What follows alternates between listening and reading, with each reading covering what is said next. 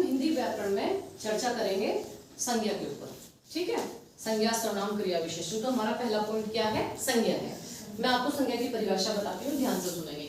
किसी व्यक्ति, प्राणी, वस्तु, स्थान तथा भाव के नाम को संज्ञा कहते हैं। आप हम इसको क्लियर करते हैं डिटेल में। व्यक्ति, व्यक्ति में क्या आएगा? किसी भी व्यक्ति का नाम। उसमें किसी बच्चे का नाम आ सकता है, बड़े का नाम आ सकता है। जैसे गुंजन एक लड़की है तो गुंजन का नाम आ गया, है ना। किसी रिया, तानिया, किसी भी बच्चे का, व्यक्ति का नाम आ गया। ऐसे प्राणी, प्राणी में किसी पशु पक्षी का नाम आ जाएगा। तोता एक सुंदर पक्षी है तो तोते का नाम जो आया वो प्राणी हो गया। ठीक है, क्लियर होगी बात? किसी व्यक्ति का नाम या किसी प्राणी का। फिर बारी आती है वस्तु की। वस्तु क्या होती है?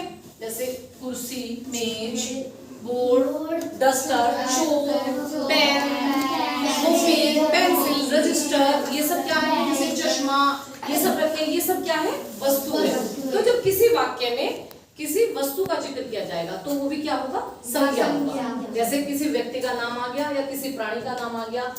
सांप एक जहरीला कीट है तो सांप प्राणी हो गया।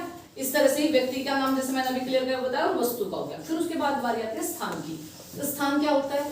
किसी भी स्थान का नाम। जैसे आपके गांव का नाम लतीफपुर तिबड़ा, शहर का नाम मेरठ, मोदीनगर, गाजियाबाद, भारत। आप किसी भी देश का, शहर का, प्रदेश का नाम ले सकते हो, वो आ जाएगा स्थान। ठीक है, अब बारी आती है भाव की। भाव किसे कहते हैं? दो व्यक्तियों के बीच के भाव को, उनकी फीलिंग को भाव बोला जाता है। जैसे भाव क्या, कौन कौन से भाव होते हैं?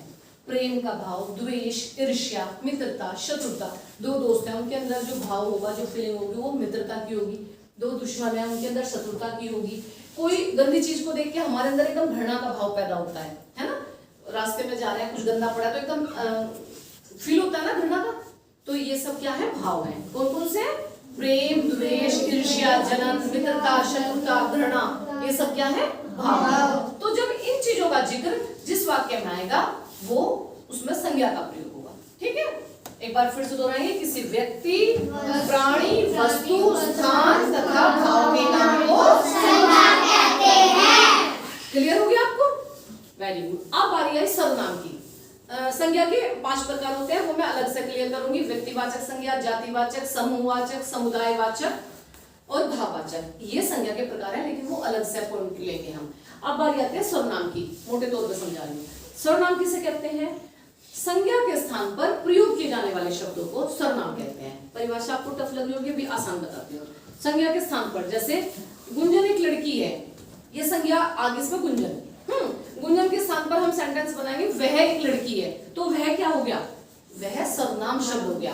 क्या हो गया? सर्वनाम। संज्ञा शब्द गुंजन था और गुंजन की जगह जब हमने वह का प्रयोग कर दिया तो वो हो गया सर्वनाम। तो हम सर्वनाम को कैसे प्रयोग करते हैं? एक वचन के लिए वह, बहुवचन के लिए वे। आप लोग मैदान में खेल रहे हैं तो मैं कहूंगी वे खेल रहे हैं, तो वे क्या हो गया? वे सर्वनाम।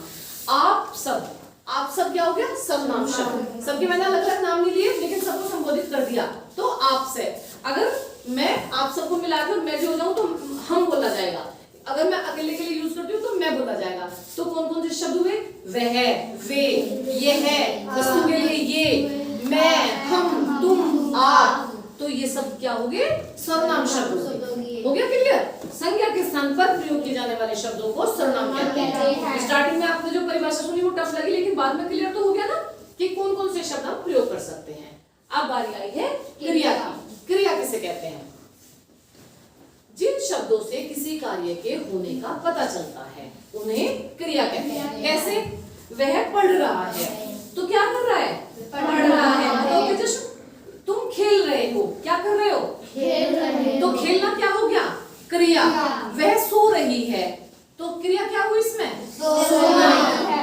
वह दौड़ रही है तो दौड़ना क्या हो गया? क्रिया। तो हमें पता चला कौन क्या काम कर रहा? भाग रहा, खेल रहा, दौड़ रहा, खा रहा। इनसे हमें काम के होने का पता चल गया, तो ये क्या होगी? क्रिया। परिभाषा को सुन के लग सकता है, लेकिन जब हम उसे व्यवहारिक रूप में लेंगे तो हमें समझ में आएगा। जिन शब्दों से, इन्हीं शब्दों से तो हमें पता चला, भाग रहा, खेल रहा, दौड़ रहा, खाता है, पीता है, जाता है, लिखता है, तो ये इनसे चल गया ना, हमें पता कि हम क्या काम कर रहे हैं। तो पहचान होगी क्रिया की। क्रिया किसे कहते हैं? क्लियर है सबको? ओके। अब बारी आती है विशेषण की। विशेषण किसे कहते हैं? तो जो शब्द किसी संज्ञा या सर्वनाम की विशेषता बताते हैं उन्हें विशेषण कहते हैं। जैसे तेजस्वी एक अच्छा लड़का है, तो क्या विशेषता है इसकी? अच्छा होना। तो अच्छा तेजस्वी की विशेषता है। तेजस्वी क्या है?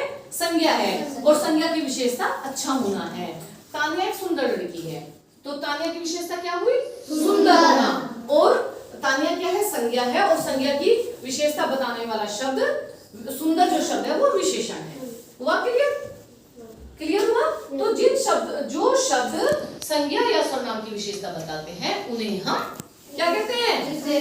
विशेषण। क्या कहते हैं? अच्छे वाले बताओ। तो आपको संज्ञा, सर्वनाम, क्रिया, विशेषण समझ में आए? कल मैं इनकी अभी एक्सरसाइज दूंगी, आप उसमें अंडरलाइन करके लाओगे कि कौन से शब्द संज्ञा के हैं, कौन से सर्वनाम के हैं, कौन से क्रिया के हैं, और किसमें हमें विशेषण का पता चल रहा है। ठीक है?